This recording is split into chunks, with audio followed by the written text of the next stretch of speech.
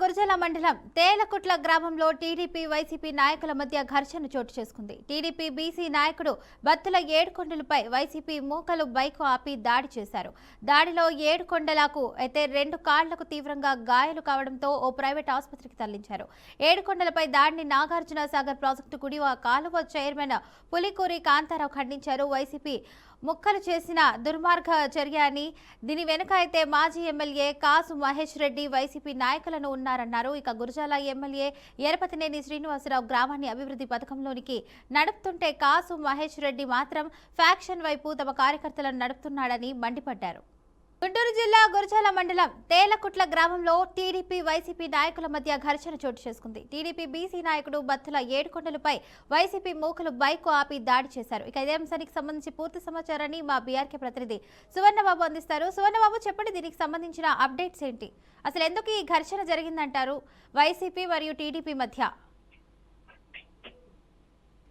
ఫాతిమా, పల్నాడు జిల్లాలో మరోసారి రాజకీయ ఉద్రిక్త తీవ్ర రూపం దాల్చింది అనుకోవచ్చు. ఏదైతే తెలుగుదేశం పార్టీ సీనియర్ నాయకుడు మాజీ మండల ఉపాధ్యక్షుడు భక్తుల ఏడుకొండలపై వైసీపీ కార్యకర్తలు ఏదైతే అర్ధరాత్రి సమయంలో గురజాల నుంచి తన నివాసానికి వెళ్లే మధ్యలో దారి మధ్యలో హత్యాయత్నం పాల్పడాలని అని తెలిసింది. అయితే గొడ్డలతోటి కత్తులతోటి దారి మార్గంలోనే నరికే ప్రయత్నం, హత్య యత్నం చేసే ప్రయత్నం జరిగింది అనుకోవచ్చు. ఏదైతే గురజాలలో ఇట్లాంటి ఘటన జరగడము, గురజాల నియోజకవర్గంలో ఇట్లా జరగడం పల్నాడు జిల్లా మొత్తం ఒక ఉద్రిక్త వాతావరణం నెలకొంది. అయితే ఇది ఇక్కడ తీవ్రంగా గాయపడిన ఆయనను వెంటనే గురజాల ప్రభుత్వ ఆసుపత్రికి అయితే తరలించారు. అయితే పరిస్థితి అయితే అప్పుడు విషమంగా ఉన్నప్పటికైనా ఇప్పుడు ప్రస్తుతం ప్రాణాపాయం లేకుండా కాళ్ళు అంటే బోన్ ఫ్రాక్చర్ అయినట్లుగా అయితే తెలుస్తుంది. ఈ ఘటన చూసుకున్నట్లయితే ఇక పథకం ప్రకారమే జరిగినట్లయితే ఏదైతే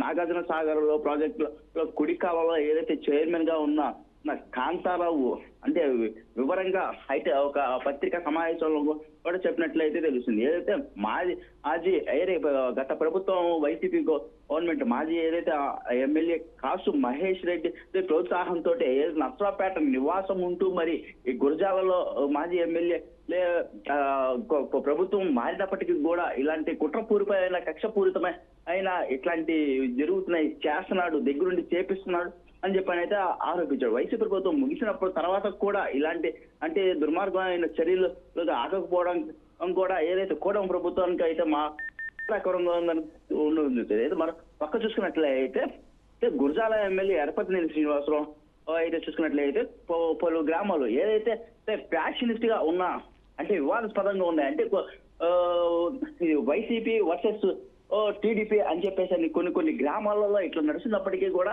మీరు కక్షపూరితమైన వివాదాస్పదంగా మారవద్దు, కూటమి ప్రభుత్వం ఎప్పటికీ శాంతియుతంగా మాట్లాడుకునే ఉంటుంది కానీ వివాదాలకి స్పదంగా ఉండదు అని చెప్పనేసి కూడా దగ్గర ఉండి ఏదైతే ఈ గ్రామాలు తేలుకొట్లు దైదా గొట్టుముక్కల ఇంకో మరి పలు గ్రామాలు చూసుకున్నట్లయితే అభివృద్ధి దిశగా నడిపిస్తూ వాడిని అంటే ఎటువంటి వివాదాస్పదంగా మారద్దు అని చెప్పనేసి అది కూటమి ప్రభుత్వం ముందడుగు వేస్తుంటే ఏదైతే గత ప్రభుత్వం వైసీపీ అంటే ఫ్యాక్షనిస్ట్ మారిపోయిన గవర్నమెంట్ లా ఉంది నడిపినప్పటికీ కూడా ప్రభుత్వం మారినప్పటికీ నర్సరావుపేటలో కాసు మహేష్ రెడ్డి అతని నివాసంలో ఉంటూ కూడా ఏదైతే ఇలాంటి ఈ రెచ్చగొట్టే ప్రయత్నం చేస్తున్నారని చెప్పేసి తెలుగుదేశం నాయకులు అయితే ఆరోపిస్తున్నారు. మొత్తాన్ని చూసినట్లయితే ఇలాంటివి ఎందుకు జరుగుతున్నాయి, ప్రభుత్వం మారినప్పటికీ కూడా ఎట్లా అయితే ఎమ్మెల్యే స్థాయిలో ఉండి కూడా ఇట్లా కుట్రపూరిపోయిన పనులు ఎందుకు చేయాల్సి వస్తుందని అయితే పల్నాడు జిల్లా మొత్తం ఒక క్వశ్చన్ మార్గా మారిందనుకోవచ్చు. ఇటువంటి అరాచకాలు తెలుగుదేశం పార్టీ అయితే మాత్రం ఎప్పటికీ భయపడదు. పార్టీ ఎల్లప్పుడూ శాంతి అభివృద్ధి కోసమే కట్టుబడి ఉంటుందని అయితే మాత్రం తెలుగుదేశం కూటమి నాయకులు మొత్తం కలిపి కూడా స్పష్టం అయితే చేశారు. ఈ ఘటనపై పోలీసులు కేసు నమోదు చేసి మరి దర్యాప్తు అయితే ప్రారంభించారు. ఈ విషయం మొత్తం చూసుకున్నట్లయితే పల్నాడు జిల్లా మొత్తం మళ్ళీ మొదలవుతుందా, ఫ్యాక్షనిస్ట్ గురజాలలోనే ఫ్యాక్షన్ అవుతుందా అని చెప్పేసి అని ఒక భయాందోళనకు గురవుతున్నారా అనుకోవచ్చు ఫాతిమా. రైట్ సువర్ణబాబు, ఇక చూసుకున్నట్లయితే బత్తుల ఏడుకొండల పరిస్థితి ఎలా ఉంది? ఇప్పుడు గాయాలయ్యే తీవ్రంగా అంటున్నారు, ఆయన పరిస్థితి ఎలా ఉంది? డాక్టర్స్ ఏమన్నారు? అయితే రైట్ ఫాతిమా, ఏదైతే ఏడుకొండలో జరిగిన ఈ ఘటనపై చూసుకున్నట్లయితే అర్ధరాత్రి సమయంలో అతని నివాసానికి రాత్రి సమయంలో ఇట్లా నివాసానికి గురజాల నుంచి అతని నివాసం వెళ్ళే మార్గంలో ఒక గొడ్డలతోటి ఒక కత్తులతోటి ఒక 5-6 పైనే ఒక్కసారిగా ముఖమండలంతో బోన్స్ అంటే చెయ్యి కూడా విరిగిపోయినట్టు మన ఎక్స్రే విజువల్స్ మనం చూస్తున్నా ఎక్స్రేలో కూడా చెయ్యి విరిగిపోయిందన్నమాట, కాలు కూడా ఫ్రాక్చర్ అయింది. అయితే ప్రెసెంట్ అయితే ప్రాణాపాయ అయితే ఏం లేదని చెప్పని డాక్టర్లు అయితే నిర్ధారించారు. వైద్యులు అతని మెరుగైన వైద్యం చేపించాలని చెప్పని కూడా హాస్పిటల్ ప్రభుత్వ హాస్పిటల్ నుంచి మరో ఒక హాస్పిటల్కి తరలించి మరి మెరుగైన వైద్యం చేపించాలని చెప్పేసి ఏదైతే గురజాల ఎమ్మెల్యే అయితే మాత్రం దగ్గరుండి పర్యవేక్షించి మరి ఏదైతే తెలుగుదేశం నాయకుడు కూడా ఏదైతే సీనియర్ నాయకుడుగా ఉన్న ఈ ఏడుకొండల అనే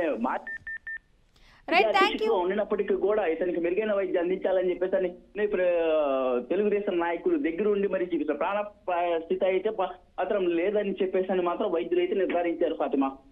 right, thank you Suvarna Babu for the update.